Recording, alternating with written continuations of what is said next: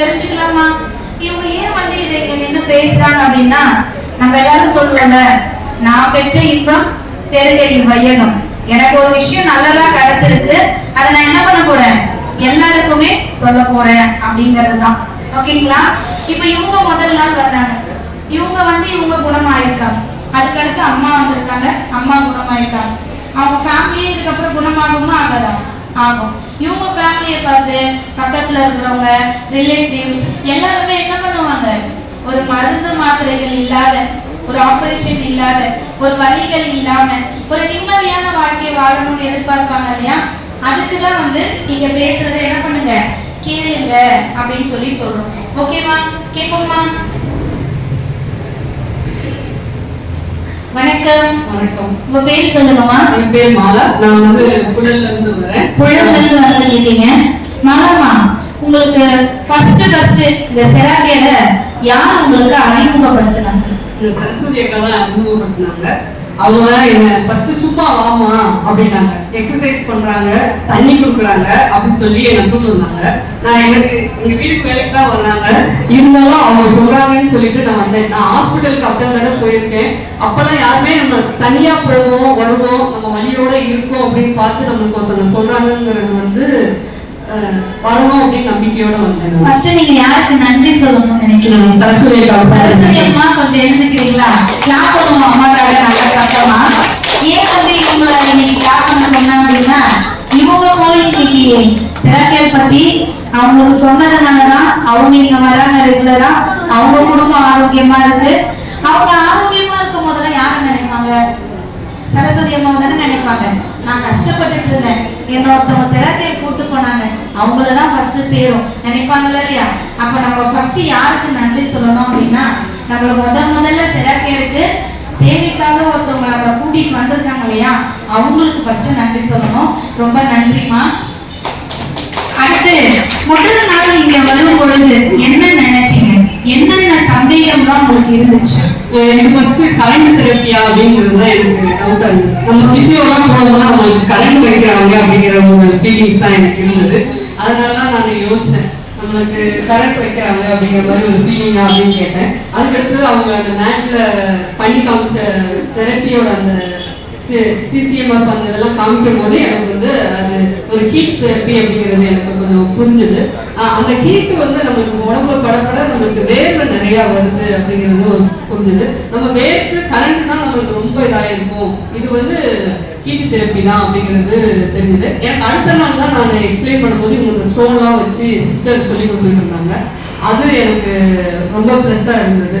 அதனால நான் அப்படியே ரெகுலரா வர ஆரம்பிச்சேன். நானும் வந்து இப்போ ஒரு 35 days ஆகுது. 35 நாளா நீங்க வந்துட்டு இருக்கீங்க.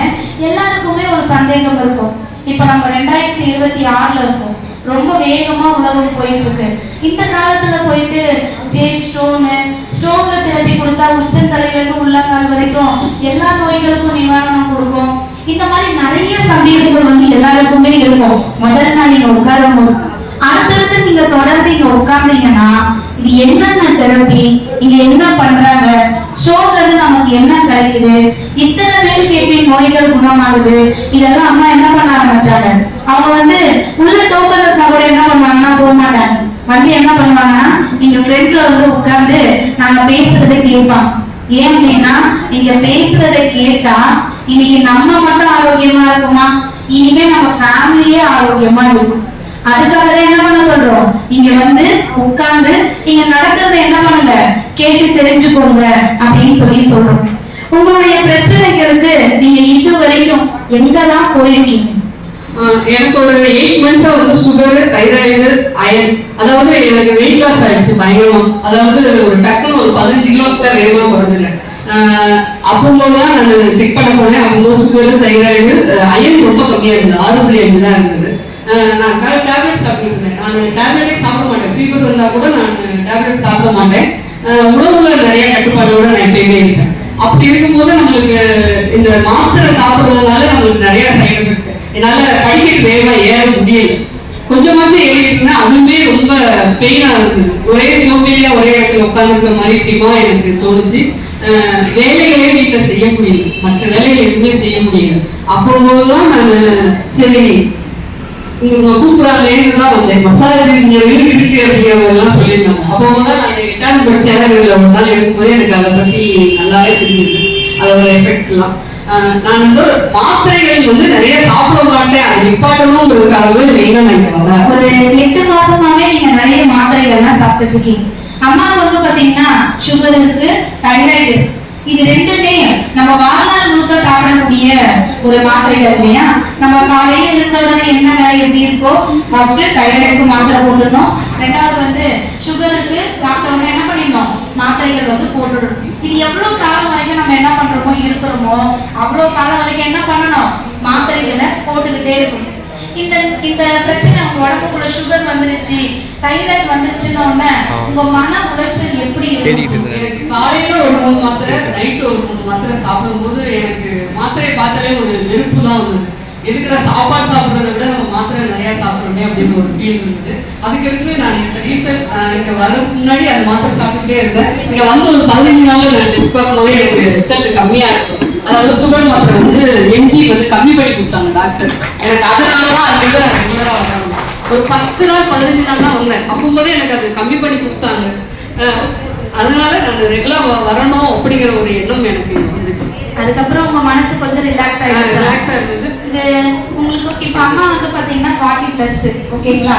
ஒரு இந்த வயசுல நமக்கு ஒரு நோய்கள் வரும்போது நம்ம மனசு எல்லாருக்குமே எவ்வளவு வேதனையா இருக்கு. ஏன்னா இது இப்பவே நமக்கு நோய் வந்துருச்சு, இன்னும் நம்ம இன்னும் எவ்வளவு காலம் வரைக்கும் இருக்கும். அப்ப அது என்ன பண்ணும் அப்படின்னா நம்மள ஒரு மிகப்பெரிய மன அழுத்தத்துக்கு வந்து கொண்டு போகும் இல்லையா? அந்த மன அழுத்தத்துல இருந்து அவங்களுக்கு பூரணமா விடுவிச்சது யார் அப்படின்னு கேட்டீங்கன்னா நம்மளோட ஜெயிட் ஸ்டோன் தெரப்பி. இன்னைக்கு அவங்கள சந்தோஷமா பார்த்துட்டு இருக்கு. இது வரைக்கும் திரைக்கேர் வர்றதுக்கு முன்னாடி அம்மாவுக்கும் சரி உங்களுக்கும் சரி ஹாஸ்பிட்டலுக்கு மருந்து மாத்திரைக்குன்னு எவ்வளவு பணம் செலவு பண்ணிருப்பீங்க? எங்க அம்மா ஊர்ல இருக்காங்க, ஸ்ரீவில்லிபுத்தூர்ல. இங்க வந்தாங்கனாலே ஒரு 5 டேஸ் நல்லா இருப்பாங்க. அதுக்கடுத்து நான் ஹாஸ்பிட்டல் செக்அப்னு கூட்டு போவோம். அங்க போனோடனே டாக்டர் என்ன சொல்லுவாருன்னா ஒரு 5 டேஸ் பெட்ல இருந்துட்டு போங்க அப்படின்னு சொல்லுவாரு. எனக்கு அது ரொம்ப கஷ்டமா இருக்கும். அவங்கள 5 டேஸ் வச்சு அவங்க ஊசி ட்ரிப்ஸ் இதெல்லாம் ஏற்றி அவர் நிறைய இதெல்லாம் சொல்லுவாரு, இன்ஃபெக்ஷன், யூரின் இன்ஃபெக்ஷன் அது இதுன்னு சொல்லுவாரு. அப்போது ரொம்ப கஷ்டமா இருக்கும். இந்த தடவை 5 டேஸ் வீட்டில் வந்து இருந்த உடனே நான் அடுத்த நாளே இங்கே கூட்டு வந்துட்டேன். பொங்கல் கழிச்சு அப்படியே அவங்களை கூட்டு வந்துட்டேன். அவங்க இப்போ அவங்களுக்கு அந்த சளி எல்லாமே அதுவாகவே வெளியேறுது.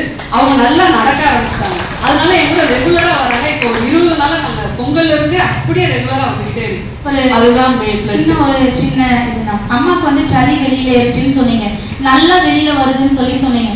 நிறைய பேருக்கு இங்க வந்தோன்னா வாட்டர் குடிச்சிட்டு மேட்ல படுத்து தெரப்பி எடுத்தோன்னே வாட்டர் குடிச்சா தொடர்ந்து ஒரு 3 நாள் 4 நாளைக்கு சளி ரொம்ப அதிகமா வருதுமா, எனக்கு பயமா இருக்கு, மேட்ல படுத்து எடுத்தோன்னா லூஸ் மோஷன் ஆகுது, பயமா இருக்கு அப்படின்னு நிறைய அம்மா அப்பா சொல்றாங்க இல்லையா?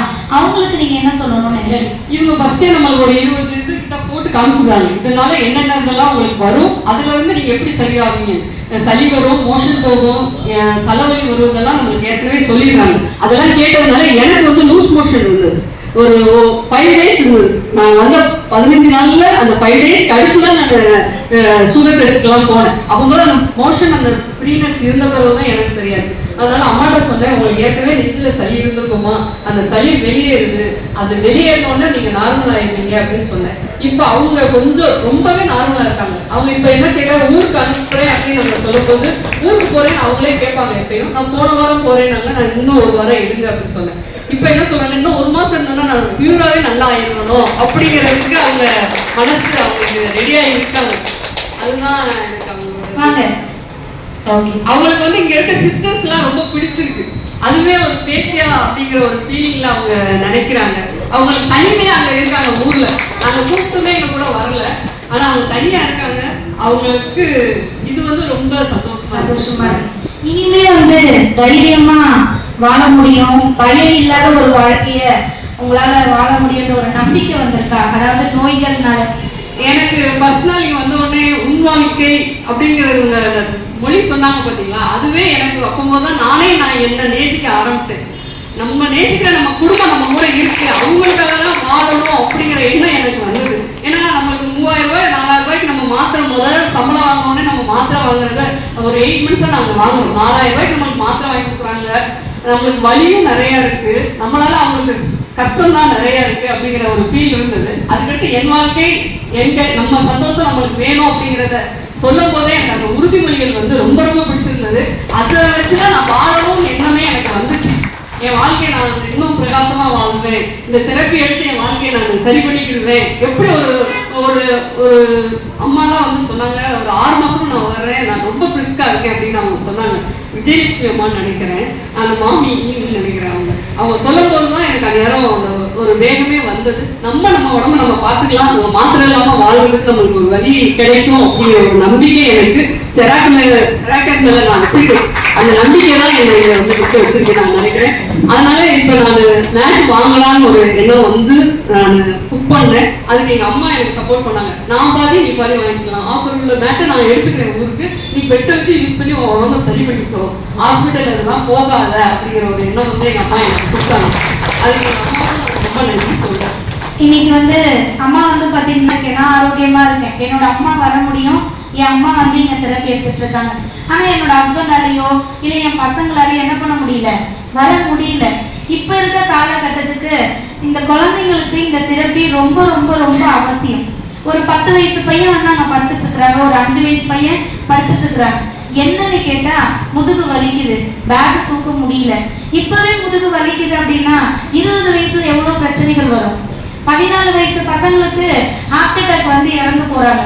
மயக்கம் வாழ்ந்து கீழே விழுந்துறாங்கன்னு கூட்டிட்டு போனா ஹார்ட் அட்டாக் டாக்டர் சொல்றாங்க. அப்ப இப்ப இருக்க காலகட்டத்துக்கு இந்த குழந்தைங்களுக்கு இந்த தெரப்பி ரொம்ப முக்கியம் அப்படின்னு சொல்லி அம்மா இன்னைக்கு என்ன பண்ணியிருக்காங்க அப்படின்னா ஒரு மிகப்பெரிய ஒரு அழகான ஒரு விஷயத்த பண்ணியிருக்காங்க. தன்னுடைய வீட்டுக்கு நம்மளோட செராக்கேர் மேட்டையும் நம்மளோட ஜேட் மேட்டையும் போட்டான் ஆஃபர் இருக்குன்னு சொன்னோம் இல்லையா, இந்த போட்டான் பெல்ட் ரெண்டையுமே என்ன பண்றாங்கன்னா அவங்களோட வீட்டுக்கு இன்னைக்கு அதை கொண்டு போறாங்க. சந்தோஷமா இருக்காமா? எனக்கு சந்தோஷமா தான் இருக்கு. நான் வாங்குறேன், எங்க அம்மாவுக்கும் அது பயன்படும் அப்படிங்கிறதுல ரொம்ப சந்தோஷமா இருக்கு. இது வந்து செராக்கேருடைய வளர்ச்சிக்கு வந்து என்ன பண்ணா நல்லா இருக்கும்னு நினைக்கிறீங்க? இது வந்து இன்னும் நிறைய பிரான்ச் வரணும்னு நான் ஆசைப்படுறேன். ஏன்னா எல்லா ஊருக்கும் போகணும். எங்க அம்மா சாலையில இருக்காங்க, அவங்களால பண்ண முடியல. அங்க இருக்க எங்க சொந்தக்காரங்க எல்லாம் பண்ணணும் அப்படின்னு ஒரு ஆசை இருக்கு, எனக்கே இருக்கு. அவங்களால வந்து பண்ண முடியலையே ஒரு எண்ணம் எனக்கு இருக்கு. அது அவங்கெல்லாம் பயனடைகிறதுக்கு இது ஒரு நல்ல வாய்ப்பா அமையும். செராக்கர் வளர்ச்சி பெற்றா அது எல்லாமே அமையும் அப்படின்னு ஆண்டவன்கிட்ட நான் வேண்டிக்கிறேன். கண்டிப்பா எல்லா இடத்துக்கும் எல்லா நிறைய பிரான்ச் ஆரம்பிச்சு நீங்க இன்னும் நிறைய சேவை செய்யணும் மக்களுக்கு அப்படின்னு நான் நினைக்கிறேன். அதே மாதிரி நான் 20ஆம் தேதி முதலாம் ஆண்டு விழாக்கு நான் வந்திருந்தேன். அப்போது ஆட்டோ ராஜர் சார் அவங்கள பார்க்கும்போதெல்லாம் எனக்கு வந்து ஒரு பெருமையா இருந்தது. அவங்க அந்த சேவை செய்யறது வந்து ஒரு புண்ணை கூட அவங்க தொடச்சிருக்காங்க. நம்ம சின்னதாக கூட நம்மளே டாலரேட் பண்ண முடியல. அவங்க அந்த மாதிரி சேவைலாம் நிறைய செய்யறாங்க. அதே மாதிரி வெங்கடேசன் சார் வந்து பேசும்போது அவர் சொன்னாரு, நான் ஃபர்ஸ்ட் எங்க அம்மாவுக்காக தான் நான் இதை வாங்கிட்டு வந்தேன், அதுக்கடுத்து தான் இதை வந்து மக்களுக்கு பயன்படுத்தணும் அப்படின்னு வெங்கடேசன் சார் சொன்னாங்க. அதே மாதிரிதான் நான் நினைச்சேன். எவ்வளவு நாளா அவங்க ஓடிக்கிட்டே இருப்பாங்க நம்ம அம்மாலாம். அவங்களுக்குலாம் இந்த மாதிரி ஒரு தெரப்பி கண்டிப்பா அவங்களுக்கு கொடுத்து அவங்களையும் நல்லா ஆரோக்கியமா வச்சுக்கணும் அப்படிங்கிறது என்னோட எண்ணம். இந்த செராக்கர் வந்து மேலும் நிறைய பிரான்ச் வரணும். நான் நினைக்கிறேன் சின்ன சின்ன கிராம மக்களுக்கு எல்லாத்துக்குமே பயன்படுற மாதிரி அமையணும் அப்படின்னு நான் நினைக்கிறேன். இந்த மாதிரி ஒவ்வொருத்தருமே பயன்படுத்தும் போது இன்னைக்கு ஒரு சென்டரா இருக்க நம்மளுடைய சென்டர் வந்து வளர்ச்சிக்கு இன்னைக்கு அம்மா ஒரு ஊன்றுகோலா இருக்கிறாங்க. இதே மாதிரி இன்னைக்கு இல்லைனாலும் என்னைக்காவது ஒரு நாள் நம்ம எல்லாம் இந்த பிரபஞ்சத்திட்ட கேட்கலாம், இந்த பிரபஞ்சம் நம்ம பேசுறதை கேட்டுக்கிட்டே இருக்கும். இன்னைக்கு இல்லைனாலும் என்னைக்காவது ஒரு நாள் என் ஒட்டுமொத்த ஃபேமிலிக்காகவும் இந்த மேட்டு இந்த வாட்டர் வந்து என்னுடைய வீட்டுல வந்து அது என்னைக்காவது ஒரு நாள் கண்டிப்பா என்ன பண்ணும் வரும்னு சொல்லி நீங்க என்ன பண்ணுங்க ப்ரே பண்ணிக்கோங்க. ஓகேங்களா? ரொம்ப நன்றிம்மா மாலாமா, ரொம்ப நன்றி. இப்ப என்ன பண்ண போறோம் அப்படின்னா, அம்மா இத்தனை நாள் நம்ம எல்லாருமே நமக்காக